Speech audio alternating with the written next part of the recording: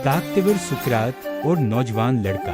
एक बार एक नौजवान लड़के ने सुकरात से पूछा कि सफलता का रहस्य क्या है। सुकरात ने उस लड़के से कहा कि तुम कल मुझे नदी के किनारे मिलो। वो मिले। फिर सुकरात ने नौजवान से उनके साथ नदी की तरफ बढ़ने को कहा और जब आगे बढ़ते बढ़ते पानी गले तक पहुंच गया, तभी अचानक सुकरात ने उस लड़के का सर पकड़ के पानी में डुबो दिया।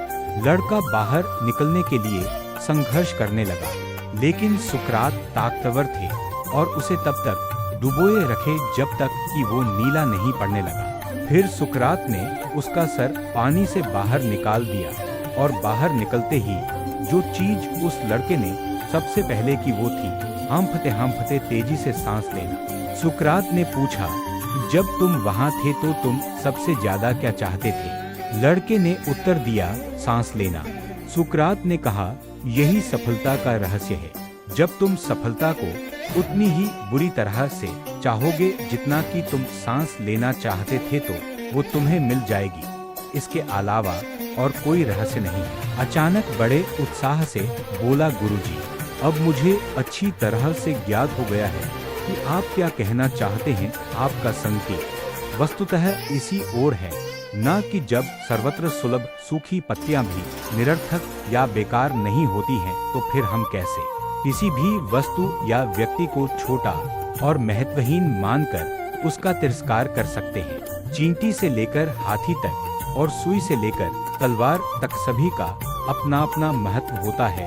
गुरुजी भी तुरंत ही बोले, हाँ पुत्र, मेरे कहने का भी यही तात्पर्य है कि हम जब भी किसी से मिले तो उसे यथायोग्य मान देने का भरसक प्रयास करें, ताकि आपस में स्नेह, सद्भावना, सहानुभूति एवं सहिष्णुता का विस्तार होता रहे और हमारा जीवन संघर्ष के बजाय उत्सव बन सके। दूसरे, यदि जीवन को एक खेल ही माना जाए तो बेहतर यही होगा कि हम निर्विक्षय, स्वस्थ एवं शांत प्रतियोगिता में ही भाग लें और अपने निष्पादन तथा निर्माण को ऊंचाई के शिखर पर ले जाने का अथक प्रयास करें। अब बालक पूरी तरह से संतुष्ट था।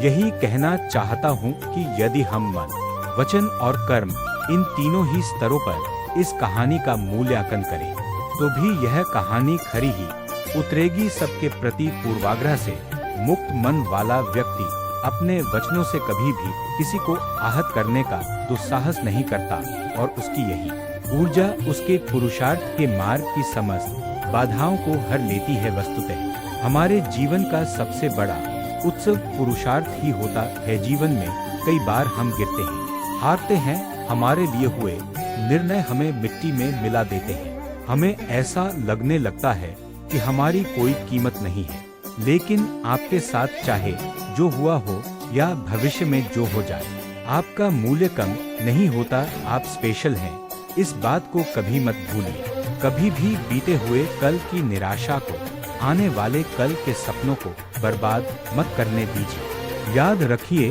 आपके पास जो सबसे कीमती चीज है वो है आपका जीवन। कहानी मंदिर का पुजारी। एक बार की बात है कि एक समृद्ध व्यापारी जो सदैव अपने गुरु से परामर्श करके कुछ न कुछ सुकर्म किया करता था, गुरु से बोला, गुरुदेव, धनार्जन हेतु मैं अपना गांव पीछे जरूर छोड़ आया हूँ, पर हर समय मुझे लगता रहता है कि वहाँ पर एक ऐसा देवालय बनाया जाए जिसमें देव पूजन के साथ साथ भोजन की भी व्यवस्था हो, अच्छे संस्कारों से लोगों को सुसंस्कृत किया जाए, अशरण को शरण मिले, वस्त्रहीन का तन ढके, रोगियों को दवा और चिकित्सा मिले, बच्चे अपने धर्म के वास्तविक स्वरूप से अवगत हो सके। सुनते ही गुरु प्रसन्नता पूर्वक बोले, केवल गांव में ही क्यों, तुम ऐसा ही एक मंदिर अपने इस नगर में भी बनवाओ। व्यापारी को सुझाव पसंद आया और उसने ने 2 मंदिर, एक अपने गांव और दूसरा अपने नगर में, जहां वह अपने परिवार के साथ रहता था, बनवा दिए। दोनों देवालय शीघ्र ही लोगों की श्रद्धा के केंद्र बन गए, लेकिन कुछ दिन ही बीते थे कि व्यापारी ने देखा कि नगर के लोग गांव के मंदिर में आने लगे हैं, जबकि वहां पहुंचने का रास्ता काफी कठिन है। उसकी समझ में नहीं आ रहा था कि ऐसा क्यों हो रहा है। कुछ भारी मन से वह गुरुजी के पास गया और सारा वृत्तांत कह सुनाया। गुरुजी ने कुछ विचार किया और फिर उसे यह परामर्श दिया कि वह गांव के मंदिर के पुजारी को नगर के मंदिर में सेवा के लिए बुला ले। उसने ऐसा ही किया। नगर के पुजारी को गांव और गांव के पुजारी को नगर में सेवा पर नियुक्त कर दिया। कुछ बीते थे कि वह यह देखकर स्तब्ध रह गया कि अब गांव के लोग नगर के मंदिर की ओर रुख करने लगे हैं। अब तो उसे हैरानी के साथ साथ परेशानी भी अनुभव होने लगी। बिना एक क्षण की देरी के वह गुरुजी के पास जाकर हाथ जोड़कर कहने लगा, आपकी आज्ञानुसार मैंने दोनों पुजारियों का स्थानांतरण किया, लेकिन समस्या तो पहले से भी गंभीर हो चली है कि अब तो मेरे गांव के परिचित और परिजन कष्ट सहकर और किराया भाड़ा खर्च करके नगर के देवालय में आने लगे हैं। मुझसे यह नहीं देखा जाता। व्यापारी की बात सुनते ही गुरुजी सारी बात समझ गए और बोले, हैरानी और परेशानी छोड़ो। दरअसल जो गांव वाले पुजारी हैं उनका अच्छा स्वभाव ही है।